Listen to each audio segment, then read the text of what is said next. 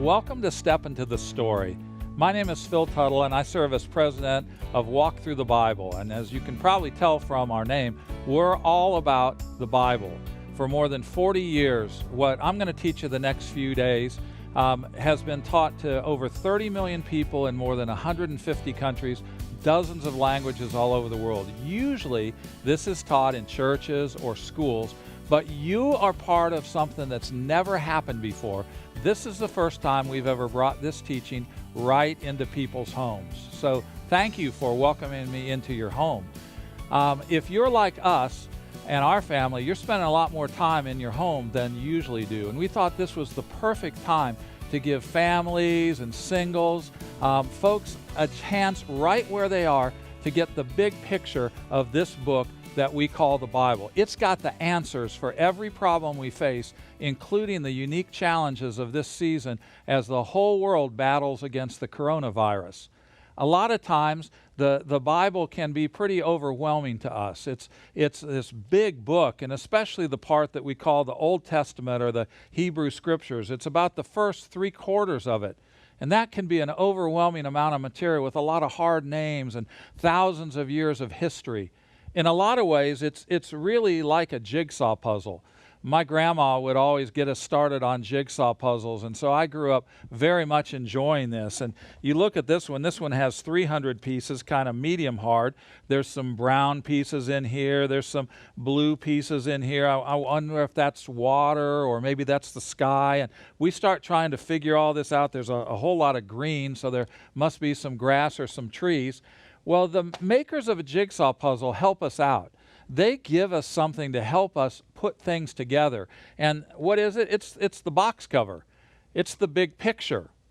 And that's what I'm going to help us to get in the next 5 sessions. Your pastor, your priest, your minister, your teacher, your mom or your dad, or maybe just you studying on your own.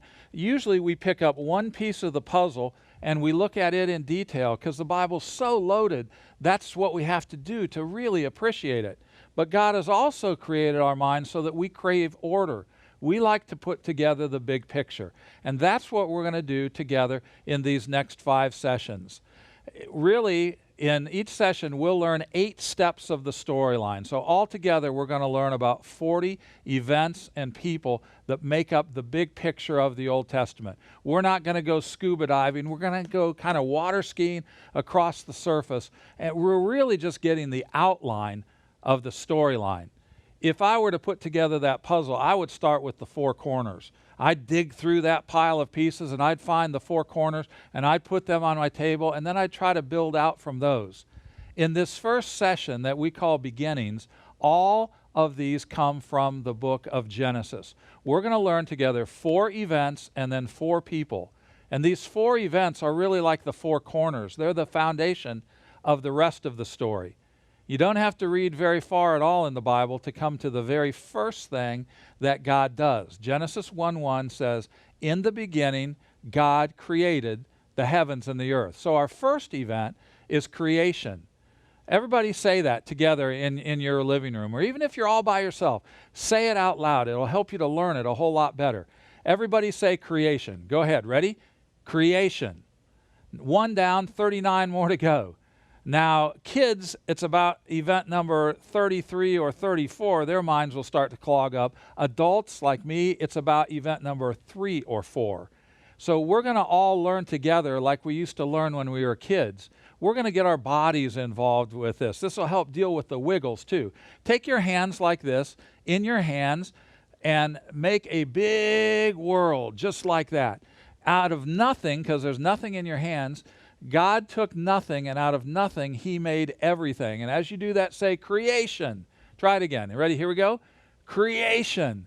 You can see me, but I can't see you. I wish I could see through the camera and be watching you right now. Because Sergey in Kyiv, Ukraine, I'm not sure you're making a big enough world. If you have a big God, you make a big world and say, creation. God made the planets, He made the sun and the moon, He made the stars. He took this one special planet called Earth. He put the water on it. He caused things to grow, plant life. And He also made the animals. And he made all sorts of animals. Some of the animals were in the sea, like this big shark here. He doesn't look too scary, does he, even though he's got those big teeth there? He made animals like this. This is a tiger. I wouldn't want to run into a tiger walking down the street. And then he made this. This is a wild one here. Look at all those stripes. Probably makes the camera freak out a little bit. That's a zebra. And then there were the birds. They're all these different animals, all this different creation. Huge animals like a whale and little tiny things like a ladybug. God made all of that, and then toward the end of the creation, he made the first man, Adam, and a little while later, he made him a wife by the name of Eve, the first man and the first woman. And he says, Adam and Eve, this is all of yours. Take care of this planet. You are in charge of this. And only people does it say that God made in his image. God is relational. God likes people, and he created people so that we can be his closest friends. So we'll say creation. Take your hands like this. Do it again. Ready? And say creation. Now your hands are almost always in the right place for the next thing I'm going to teach you. The next step, drop your hands like this and say fall. Try it again. Creation, fall. Make sure you're doing it with me. They're in this perfect tropical garden paradise called the Garden of Eden. Everything is great. God looks at what he's made and he says, it is good. But you know what? If you watch the news right now, or you listen to adults especially talk, you go, things don't seem very good right now. When did things get messed up? Where did we go off track? That's that second event, fall. Because Satan enters into the Garden of Eden, and he comes first to Eve and then to Adam, and he lies to them. Satan's main goal, he's God's enemy, and he wants to push God off the throne of the universe. He wants to be the boss of the whole world. And he takes what God has said. God said, this is all yours to enjoy. Just stay away from that one tree over there. Don't eat of its fruit, or you will surely die. But he comes to Adam and Eve and he says, hey, did God say you can't enjoy any of this? See how he twists God's word just a quarter of a turn? God's holding out on you. God's keeping his best from you. God knows if you eat of the fruit of that tree, your eyes will be open. Your mind will be just as smart as he is. And Adam and Eve both believed the lie, and they ate of the fruit of that tree they were supposed to stay away from. And in that instant, sin entered into the world. We call that the fall of the whole world, of the human race. The cool thing about this, Adam and Eve now try to run and hide. They start blaming each other. It's her fault. It's his fault. Satan, he made me do it. God comes after them. He comes searching for them. It is always God who makes the first move to come and find us, no matter how bad we mess up. And that's what sets our faith away from every other religion in the world. Our God, the one true God, comes after people because he made us for a relationship, and he will do anything he can to restore that relationship with us. And that's a huge truth. So say these two with me. Ready? Creation, fall.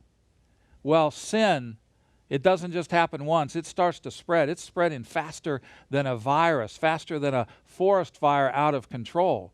Eventually, God brings judgment or discipline. We've broken God's heart because of our sin. And God loves us yet, but he's also holy and he's perfect. And so God decides he's going to kind of start over. He sends a big flood. And if we had a flood, if we had a big rain coming, you know what we'd do? We'd get an umbrella like this. And my wife is always wanting me, have you got an umbrella? You take an umbrella to work with you today? There's rain in the forecast. And when it rains, what do? Boom, just like that. We lift up the umbrella. Well, that's fine if it just rains a little bit or for a couple of days. But this is different. This is a huge flood. An umbrella isn't going to do it. And so God chooses a man named Noah, and he has him build an ark. It takes him years and years. This is a rescue boat. And Noah and his wife, their 3 sons, their 3 daughters-in-law, they get on the ark and they supernaturally sail to safety. And God saves the human race from destruction. Just like God created life in the first place, it's God who, even during this scary time with COVID-19, it's God who can protect us. It's God who can keep us alive. So our third step is this flood. We just said fall. Now take your hands like this, make the waters going up, and say flood. And it was a big flood, so drag it out and say flood. That's 3 steps. That's 3 corners of the puzzle. The fourth one is this. They get off the ark, and God says, be fruitful and multiply and fill the whole earth. They were fruitful and they multiplied. That part was actually pretty fun. You can ask your mom or dad to explain that one to you. That's not what I was brought here to teach you today. But they liked that part. But they didn't spread out over the whole earth. Instead, they clustered all together in one place. They were going to build a tower. They were going to get to God, but they were going to do it on their terms by their own efforts. And still today, there's millions of people trying to get to God by their own efforts, by trying to be good enough, by keeping a bunch of rules. That was never the plan of God. And they're building away. They're going to build this tower all the way to the heavens. And God is going to creatively encourage them to obey. Use your imagination a little bit. They're building away. They're on schedule. They're under budget. You know, they're boom, boom, boom, boom, boom. This is a very advanced culture back then. They're building away, and one day, God says, I told you to spread out. You're not obeying. Let me creatively encourage you to obey. Use your imagination. The Bible doesn't give us these details, but pretend that the foreman is up here on top, and he goes, Yo, Joe, send up some more 2x4s. I need some more wood. And Joe looks up at his boss, and he says, Quiero presentarle a mi amigo. We have a problem at the building site. And so he yells down to his other guy. He goes, Mike, something's wrong with him. Go, maybe he's been out in the sun too long. And Mike says, Warum bist du so blass? Wie spät können wir Frühstück haben? God confused the languages. Everybody who talked like this gathered over here. Everybody who talked like quiero presentarle, they went a different direction. The only way they could make sense of it was to find people who were speaking their same language. God confused the languages to spread the world out into nations. Take your hands like this, start here, spread them out, and say nations. Nations. So we've now learned 4 things. Let's do them together a couple of times, and you can try it without me. But let's do it together once first. Here we go. What's the first one? Creation, fall, flood, nations. Try it just right there in your own living room, in your own house. Do it together 3 times. Go ahead. I'll wait and I'll watch.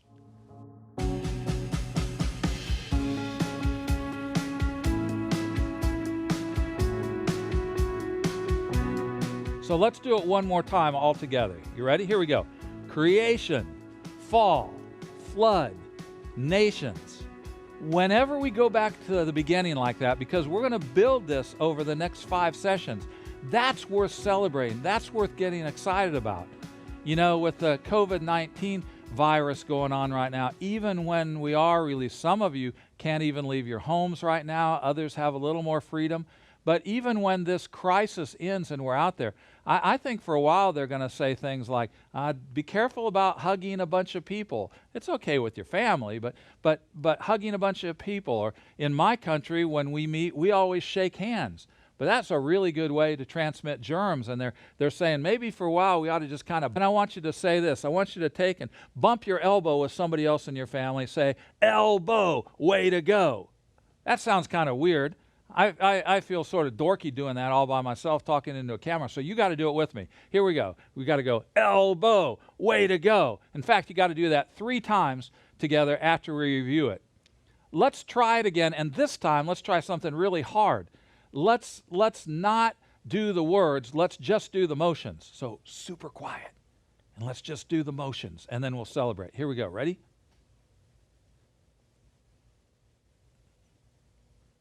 And then,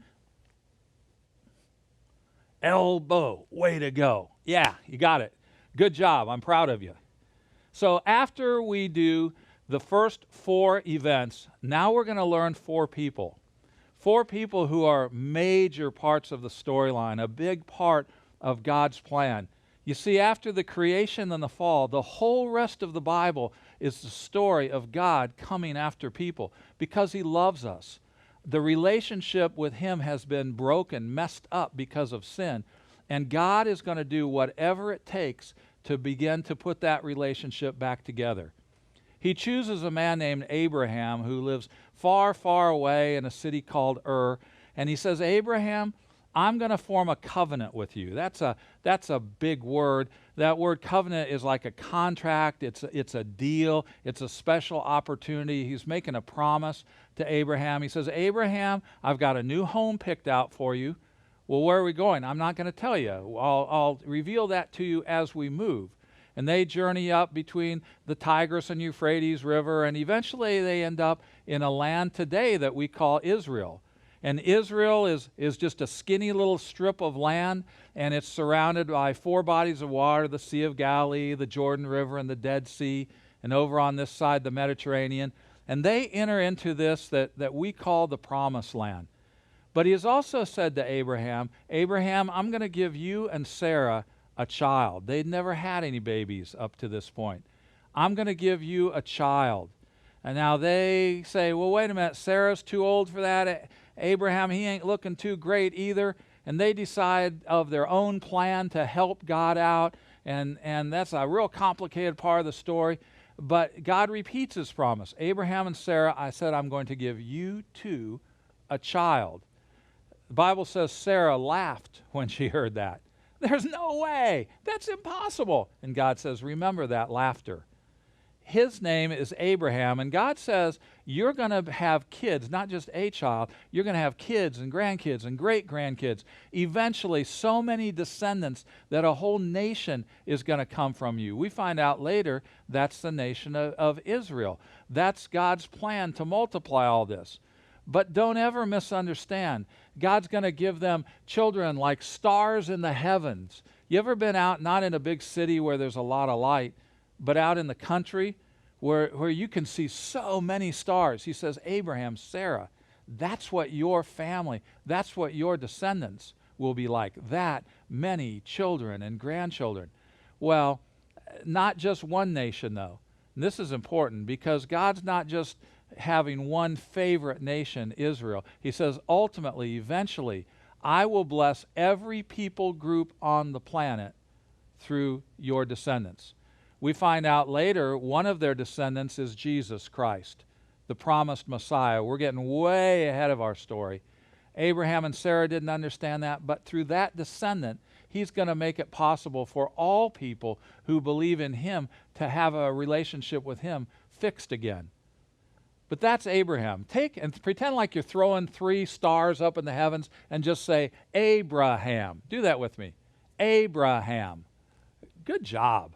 I can see Courtney and Ryan out in Oklahoma City, I think. You're doing a very good job. I'm making that up. I wish I could see you. But you're doing a good job. You got to participate in this. It makes it so much easier to learn. Abraham and Sarah eventually have a son, and his name is Isaac. So throw those stars up there and then grab one of them and pull him down and say Isaac and rock him. He's their little bitty baby. He's the child of promise, born long after Sarah. Then any doctor would say, yeah, you can still get pregnant. You can have a baby. Long after people thought Abraham would ever become a dad. They laughed, and the name Isaac actually means laughter. Is that a cool name? Laughter, are you here? Okay, second row. Good, all right. That would be a wild name to go through life with. The cool thing about Isaac, he was a miracle baby. He's a miracle child. There's no way even science could explain this. It's impossible with people, but God did it anyway. You know, the truth of the matter is, every single boy or girl that's born is a miracle, just like Isaac. We had a hard time in our family starting to have kids, and eventually God brought along Emily and then Philip. I'll show you a picture of them in the next session when we get started. But it took a long time for us to have babies, not as long as Abraham and Sarah waited. Eventually, sure enough, Isaac was born. Every life God creates is a miracle. Well, Isaac eventually grows up, and Isaac gets married, and Isaac and his wife, they have twins named Esau and Jacob. We're going to focus on Jacob. He's the next main part of the storyline. Even though he was born second, he was determined to be number one. He spent his whole life trying to catch up with his older brother. My older brother, Steve, was 10 years older, and so we didn't compete that much because he was half grown by the time I was even born. But I wanted to be like him. I wanted to catch up with him. He's still, in a lot of ways, I just still look up to him, even though I'm 62 and he's 72 now. He's in a lot of ways still my hero. But I want to catch up, and I want to do things like he wanted to do when I was little. That's how Jacob was. His name means deceiver. He was always finding a way to get ahead. Even before he was born, he grabbed Esau's heel and he tried to pull him back so that he would be born first. Jacob, that's just the way he lived his life. He wrestled with everybody. Do you ever arm wrestle where you go like this and you take somebody else's arm and you try to see who's stronger? That's the way Jacob lived his whole life. So here's our hand sign for Jacob. Go like this and say, Jacob. Ready? Here we go. Jacob. Jacob wrestled with everybody. Most times he won too. Sometimes he got himself into some pretty big messes. But Jacob eventually even wrestled with God. And when you wrestle with God, there's no way you're going to win that one, because God is so much stronger and more powerful, more creative than we are. And Jacob wrestled with God one night, all night long.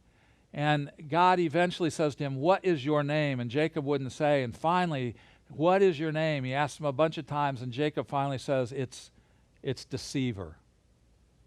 And God says, "That's right, but I'm going to give you a new name." And he changed his name to Israel. And the name Israel means God contends or God prevails. Really, it means God wins. Jacob finally said, "All right, God, you're in charge and I'm not. You win." You know, God has all different kinds of people. Some people, like Abraham, find it really easy to follow him and trust him. There's others who are more like Jacob, that it's a struggle. It's a battle. We wrestle with him.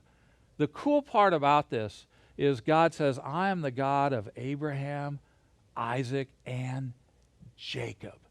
So if you're one of those, whether you're a child or a teenager, whether you're an adult, if you're one of those who struggles sometimes to believe, who fights against God, realize that doesn't disturb him. He's perfectly fine with that. But the sooner that we say, "You know what? You are God and I'm not," then is when our lives really get exciting. So we say, Jacob. Jacob has 12 sons. Let's learn their names. No, we're not going to do all of them. How about we just learn one of them? The most famous of the sons was Joseph. And our hand sign for Joseph is this. Take your shirt or your sweater, grab it like this. Joseph was his father and mother's favorite. And so they gave him this special, beautiful robe. None of the other brothers and sisters got it. He had 11 brothers and one sister. They didn't get a robe like this. He was their favorite. Hey, mom or dad, realize that's not a really good thing to do as a parent. To pick one child who's the favorite. They ought to all be our favorites in different ways. For me, that's pretty easy because I have one daughter, Emily, and so I can tell her, "Emily, you are my favorite daughter." And I have one son, Philip. "Philip, you are my favorite son." That's pretty easy.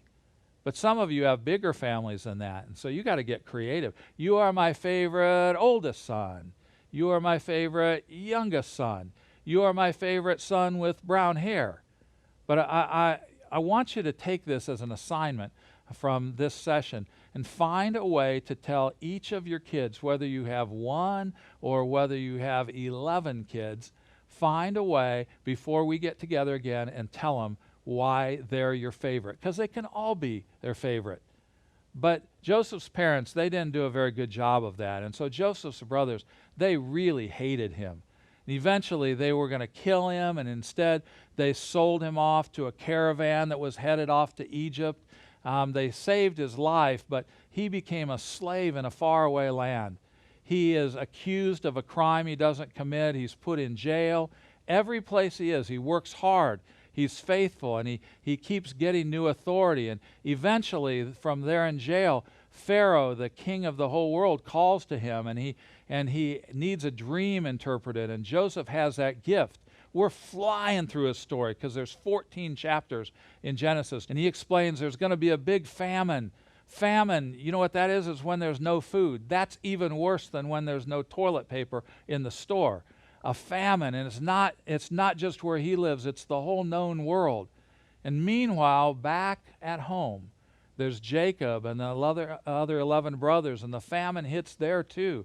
And they find out that there's grain in Egypt. They don't know Joseph's alive. They don't know. He's now in charge of all the grain of Egypt. He's in charge of the whole food supply for the most powerful nation on earth.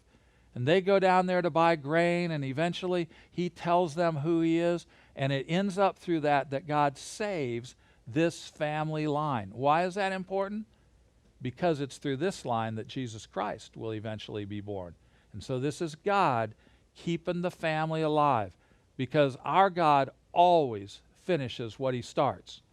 We just learned 4 people. Let's review those, shall we? Here we go. There's Abraham, and then Isaac, Jacob, Joseph.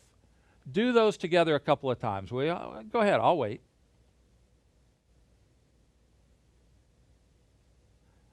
Make those hand signs bigger. Stretch them out. Make sure everybody's got it. If somebody's still struggling with it, do it again. Encourage each other. You got it? Now let's hook those 4 people in with the 4 events that we learned in the beginning of this session. Want to do that? Come on, let's stand up. We need to stretch anyway. It's good to stretch a little bit.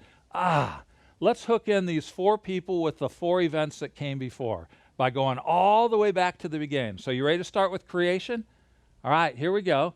Creation, fall, flood, nations, Abraham, Isaac, Jacob, Joseph. A, good job. Celebrate. Elbow, way to go. Elbow, way to go. Elbow, way to go. Nice job. You all have done a great job tonight. We're off to a fantastic start with this. You know what? We're going to get together again. We're going to have 4 more of these sessions, but I want to hear from you. At the bottom of your screen, there's my email address. It's real easy. It's just phil@walkthrough.org. Just make sure you spell through the short way, THRU, phil@walkthrough.org. I want to know who's out there. Send me a thing and say, we are Sachabal and Anita. We're in Hyderabad, India. We are participating. We live in Ogallala, Nebraska. We're the Johnson family. We're doing this with you. If you would just let me hear from you, I would love that. If you've got a specific prayer request, you can send that too. But between now and the next session, if there's somebody else as we're going through this, you thought, I wish they were doing this with us, it's not too late. You can send them to the link that's on your screen. It's just walkthrough.org/step into the story, and they can find the link to the next session. They can even go back and see this session that you've just been a part of. They won't be live, but then they'll be caught up, and then the next session we can all start in together. This is going to be a fantastic adventure, and you are off to an absolutely wonderful start tonight. I'm so proud of you. Thank you so much for being part of Step Into the Story.